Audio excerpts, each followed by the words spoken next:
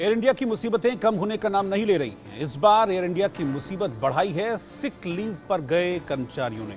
Sick leave यानी कि बीमारी की छुट्टी। एक साथ 200 से ज्यादा सीनियर क्रू मेंबर्स के छुट्टी पर चले जाने से एयर इंडिया को अपनी उड़ानें रद्द करनी पड़ रही हैं। एयर इंडिया की नई परेशानी सिक लीव। एक साथ 200 कर्मचारियों की सिक लीव। स्टाफ की कमी, कैसे चलेगा एयर इंडिया? एयर इंडिया में उस समय हड़कंप मच गया जब 200 सीनियर क्रू मेंबर्स अचानक बगैर पहले कोई सूचना दिए सिक लीव बोलकर एक साथ छुट्टी पर चले गए। कर्मचारियों की अचानक वाली छुट्टी से एयर इंडिया को 80 से ज्यादा उड़ानें रद्द करनी पड़ी। कोच्चि, कालीकट, दिल्ली और बेंगलुरु में यही आलम दिखा। अब फ्लाइट कैंसिल हुई तो लाजमी सी बात है कि एयरपोर्ट पहुंचे पैसेंजर्स के माथे पर पसीना आ गया। वो एयर इंडिया के सिस्टम को कोसते नजर आए।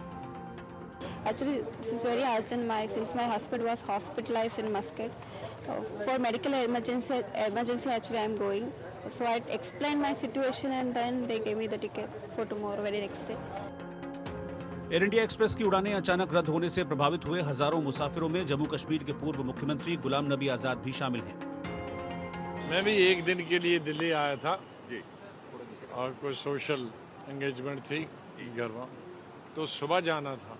तो मैं भी अभी 3-4 घंटे अंदर बैठ के वापस जा रहा हूँ और एक और फ्लाइट से जा रहा हूँ, इंडिगो से जा रहा हूँ। मैं वैसे ज़िंदगी में कभी एयर इंडिया से नहीं जाता हूँ। जब सिविल एविएशन मिनिस्टर था तो तब हड़ताल हो गई थी 40 दिन के लिए और हमने फिर ये प्राइवेट एयरलाइंस लाए थे। तो हम सोच रहे थे कि अब सबक कुछ मिलेगा, लेकिन कोई सबक इनको मिलता नहीं है। और कैंसिल हो गई तो सुबह ही बताना था कैंसिल हो गई। बेवकूफ़ क्यों बनाना सबको? बेचारे हजारों लोगों को भी अभी आधे घंटे बाद जाएगी, आधे घंटे बाद जाएगी, आधे 4 घंटे से, और अभी जाएगी नहीं।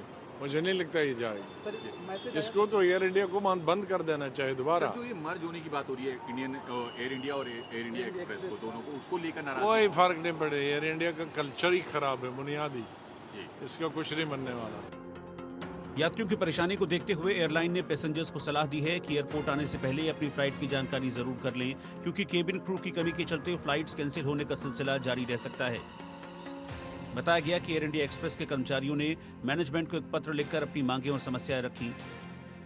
पत्र में लिखा था कि एयर इंडिया के अधिग्रहण के कुछ दिन बाद ही कई कर्मचारियों को उनका बेहतरीन रिकॉर्ड होने के बावजूद नौकरी से निकाल दिया गया, जबकि टाटा से अधिग्रहण के वक्त वित्त मंत्री निर्मला सीतारमण ने आश्वासन दिया था कि 2 साल तक किसी को नौकरी से नहीं निकाला जाएगा।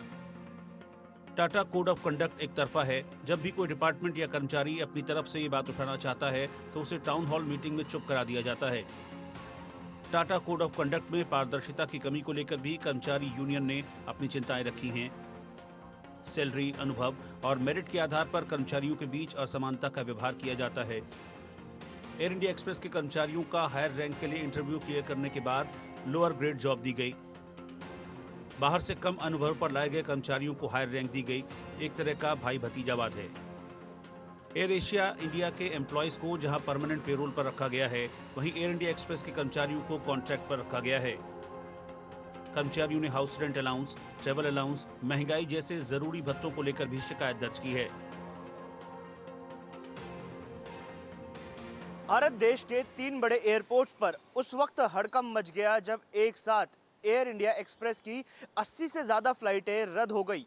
ये मामला तब सामने आया जब कई सारे हज़ारों पैसेंजर्स ने एयर इंडिया को और एविएशन मिनिस्टर को टैग कर सोशल मीडिया पर पोस्ट करना शुरू किया।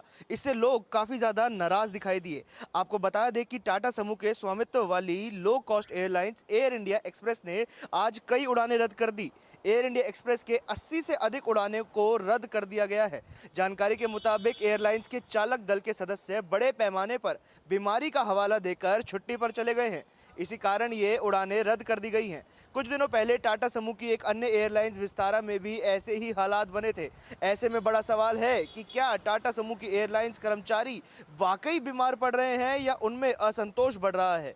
केबिन क्रू सदस्य और कर्मचारियों की नाराजगी के कारण तो एयरलाइंस को उड़ानें रद्द करने जैसे फैसले नहीं लेने पड़ते, लेकिन एक साथ सभी सीनियर क्रू मेंबर्स ने बीमारी का हवाला देकर छुट्टी ले ली। ये कई बड़े सवाल खड़ा कर रहा है कि क्या आखिर टाटा द्वारा संचालित एयरलाइंस में वाकई जो कर्मचारी है वो असंतोष है, क्या किसी चीज़ से परेशान है, क्या मैनेजमेंट में कोई कमी है, जिसके चलते एक साथ सभी सीनियर क्रू मेंबर्स को छुट्टी लेनी पड़ी। सब ने एक ही कारण दिया कि सब एक साथ बीमार पड़ गए, जिसके चलते 80 से ज़्यादा विमान रद्द करने पड़े, 80 से ज़्यादा उड़ानें रद्द करनी पड़ी। बहुत बड़ा ये मुद्दा है क्योंकि कई ऐसे लोग हैं, सैकड़ों दर्जनों लोग हैं जो एयरपोर्ट पे पहुंच चुके थे बोर्डिंग के लिए। उन्होंने अपना बोर्डिंग पास बनवा लिया था, एयरपोर्ट के अंदर वो दाखिल हो चुके थे और उसके बाद उन्हें सूचना मिलती है कि उनकी फ्लाइट रद्द हो चुकी है क्योंकि क्रू मेंबर्स एयरपोर्ट पर पहुंचे ही नहीं। सिर्फ 100-200 लोग नहीं, कई ऐसे लोग थे जो इस चीज़ से परेशान हो चुके थे। अब मैं आपको बताना चाहूँगा कि इसके बाद एयर इंडिया की तरफ से जो सफाई आई थी उसमें ये बात कही गई थी कि जो लोग